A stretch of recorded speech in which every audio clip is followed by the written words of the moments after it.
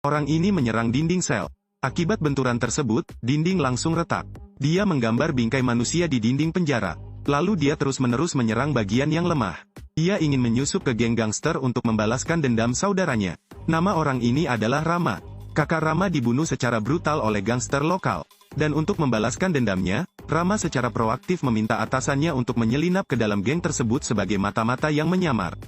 Dan kebetulan, saat ini anak ketua geng tersebut sedang di penjara. Mereka berencana mendapatkan kepercayaan Uco. Kesempatan itu datang dengan sangat cepat. Hari ini ketika Rama hendak ke kamar mandi, dia langsung merasakan banyak orang yang mau tidak mau mendobrak kunci pintu. Rama dengan tenang menyiram toilet. Lalu dia menendang keras untuk membuka pintu. Setelah napi di depan masuk, Rama segera menutup pintu. Hanya dalam beberapa detik, dia meninjunya puluhan kali. Tiba-tiba Rama melihat ada gerakan dan langsung mematahkannya. Ruangannya kecil, jadi tahanan yang dia pukuli semuanya bertumpuk. Namun pada akhirnya Rama tetap lemah dan kalah bersaing dengan yang kuat. Ia dilarikan oleh sekelompok tahanan dan mendorongnya ke tanah. Dan pertempuran ini membuat Rama terkenal. Dan hal ini sukses menarik perhatian Uco. Ia berharap Rama bisa menjadi juniornya. Namun Rama tidak menghiraukannya, sebab ambisinya bukan sekedar menjadi preman. Ia sedang menunggu kesempatan untuk menaklukkan putra mahkota ini sepenuhnya. Ada berita besar di penjara hari ini. Terjadi perpindahan senjata antar tahanan. Beberapa konspirasi sedang dilakukan secara diam-diam. Orang-orang ini gencar datang menemui Uco. Rama merasa situasinya tidak tepat sehingga ia mulai diam-diam melepas sapu di tangannya. Melihat rombongan orang datang di hadapannya, Rama tiba-tiba mengambil tindakan. Setelah Rama menendang kakinya, dia terus berbalik untuk melindungi Uco. Tapi dia langsung terlempar ke lumpur. Saat ini, pemandangan langsung berubah menjadi berantakan. Lumpur yang kotor membuat orang tidak bisa membedakan teman dan musuh. Uco juga dikepung oleh beberapa tahanan. Ada narapidana yang ingin memanfaatkan kesempatan ini untuk melarikan diri dan langsung dibunuh. Sesaat kemudian, banyak orang yang terluka. Dan pada penyerangan tersebut, Uco juga terjatuh ke tanah. Seorang tahanan menggunakan belati. Melihat hal tersebut, Rama segera mengambil tongkat listrik dan berlari menyelamatkan Uco. Ketika dia menyambar belati dan hendak membunuh tahanan, sebuah tongkat menghantam kepalanya dengan keras. Akhirnya, lebih banyak penjaga penjara datang untuk mengambil kendali. Saat Rama terjatuh, Uco pun teringat sepenuhnya akan wajahnya. Saat Rama baru keluar dari penjara, Uco sendiri datang menyambutnya. Ia mengenalkannya pada ayahnya, Bangun. Setelah itu Bangu segera meminta Rama melepas bajunya. Melihat Uco tidak datang membantu, dia hanya bisa menuruti perintah Bangun. Untungnya, Rama menyadarinya dan membuang alat penyadap itu terlebih dahulu. Sebenarnya Rama juga seorang polisi khusus. Ia selalu ingin bisa menghancurkan kejahatan. Jadi dia mendekati Uco untuk menyusup ke gangster ini. Setelah mendapat kepercayaan Bangun, Uco segera membawanya ke sebuah pabrik. Namun Uco menjadikan fakta bahwa mereka adalah pengedar narkoba sebagai alasan dan ingin menaikkan biaya perlindungan. Dan Eka pun sengaja memperpanjang waktunya. Junior Eka di sebelahnya pun diam-diam meletakkan tangannya di atas meja. Ternyata ada senjata yang disembunyikan di sini. Rama di tanah melihat semua ini. Saat Junior Eka hendak menembak, ia melompat dan melepaskan tembakan ke moncong pistol. Kemudian ambil kepalanya dan hancurkan di atas meja. Semuanya di luar kendali, kedua belah pihak mulai bertarung sengit. Namun pihak Uco memiliki daya tembak yang terlalu besar untuk mengendalikan situasi seperti sebelumnya. Eka melihat situasi yang kurang baik dan melarikan diri. Dia memecahkan kaca untuk melarikan diri. Rama segera mengejarnya, tapi bagaimana Eka bisa berlari secepat polisi khusus Rama ini? Eka masih ingin protes. Namun dia bukanlah lawan Rama, setelah beberapa jurus dia terbunuh. Bangun sangat memuji penampilan Rama. Uco pun memanfaatkan kesempatan ini agar sang ayah bisa banyak berbagi. Namun Bangun langsung menolak, karena dia bisa melihat ambisi Uco. Sore harinya, Rama memanfaatkan Uco keluar untuk menjawab telepon dan diam-diam memasang alat penyadap. Bangun juga tidak terlalu percaya pada Uco, sehingga ia mempercayakan hal-hal penting kepada pengawalnya, Bet. Jangan lihat penampilan Bet, nyatanya dia sudah membunuh ratusan orang. Lihat targetnya sudah muncul, Bet bergerak maju. Tapi Bet hanya menggunakan tangan kosongnya untuk menghadapinya. Karena pisau tidak digunakan untuk membunuh orang. Ia langsung menendang kaki lawannya lalu langsung menendangnya di bagian selangkangan. Setelah selesai berhadapan dengan para juniornya, incaran Bet Lien langsung kabur ketakutan. Ia berlari menemui jalan buntu, Bet langsung menariknya hingga terjatuh. Lalu dia segera membunuhnya. Sebaliknya, Uco karena tidak mendapat dukungan dari junior Bangun, bekerja sama dengan Bejo. Bejo adalah pemimpin geng yang sedang berkembang. Dia selalu menggunakan orang yang masih hidup untuk membuat kesepakatan.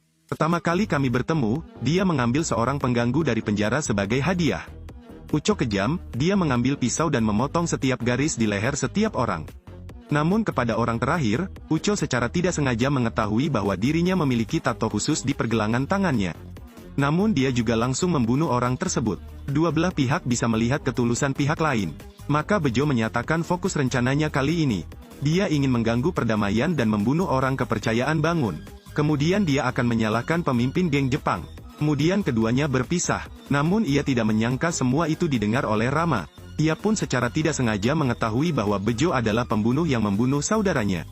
Dan malam ini Uco akan menyerang orang kepercayaan Bangun yang pertama, Beth. Sebagian besar dari Anda tidak akan membayangkan bahwa ini adalah pembunuh ulung, Beth. Dia telah mengikuti Bangun selama 30 tahun. Namun anak Bangun ingin membunuh Beth. Lalu salahkan geng Jepang yang menyebabkan perang. Dengan sangat cepat Uco menemukan kesempatan untuk mengadakan pertemuan pribadi dengan Beth. Saat Uco beralasan ingin ke kamar mandi, Beth langsung mengeluarkan foto putranya yang sudah lama tidak dilihatnya. Perasaan itu menyebabkan Beth mengendurkan kewaspadaannya. Namun detik berikutnya, pemandangan malam yang ramai langsung terdiam. Sekelompok orang bergegas menyerangnya. Saat itulah Beth langsung menyadari bahwa Uco ingin bunuh diri. Setelah dia menggunakan Wing Chun untuk membunuh junior ini. Tapi dia menanganinya satu persatu. Gerakannya halus dan terampil. Tapi bagaimana dua tangan bisa mengalahkan empat? Beth tidak sengaja tertusuk. Selanjutnya, dia langsung dikelilingi oleh kelompok junior ini. Beth mencoba menahan rasa sakit dan berlari keluar melalui pintu belakang.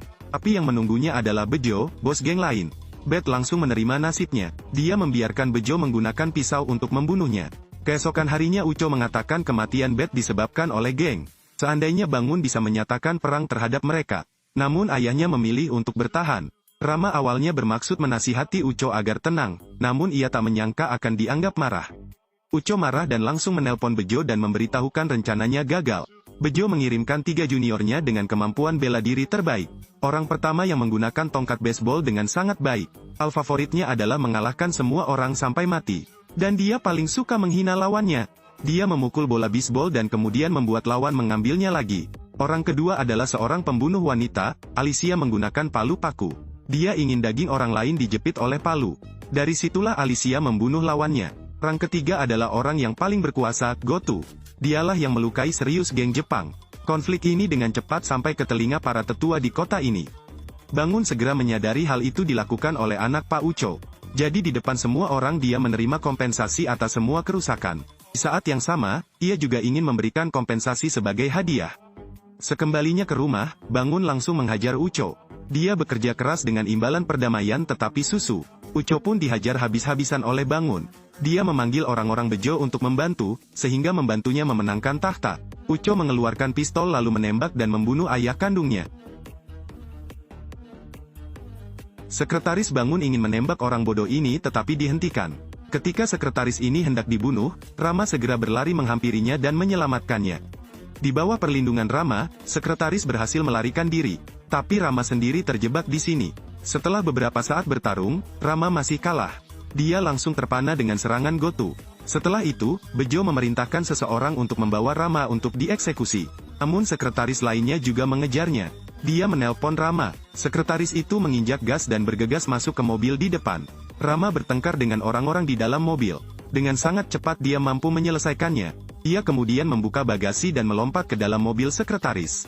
Setelah mendengar kabar meninggalnya Bangun, negara Jepang memutuskan untuk melakukan pertempuran besar. Dia ingin membunuh seluruh rakyat Bejo dan Uco. Kedua Rama mencapai tempat yang aman. Sekretaris itu memberitahu Rama bahwa dia sudah mengetahui identitas aslinya sejak lama.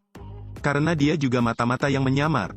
Namun dia ditinggalkan oleh atasannya. Ia mengatakan kepada Rama bahwa jika kamu ingin menghilangkan kegelapan, jangan percaya siapapun.